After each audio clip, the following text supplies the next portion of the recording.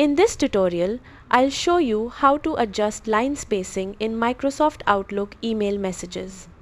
Whether you're writing a professional email or simply want your message to be easier to read, changing the line spacing only takes a few clicks.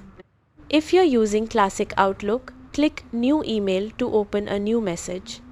On the Format Text tab, look for the paragraph group.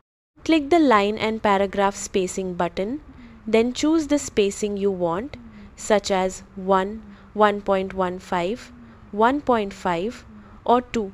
Your selected spacing will be applied to the text you've highlighted or any new text you type. If you're using the new Outlook or Outlook on the web, start a new email and highlight the text you want to format. Click the More Formatting Options button if needed, then select Line Spacing and choose your preferred spacing from the available options. If you want all future emails to use the same formatting, you can also change your default message formatting in Outlook settings, depending on the version you're using. That's how to adjust line spacing in Microsoft Outlook email messages. Thanks for watching.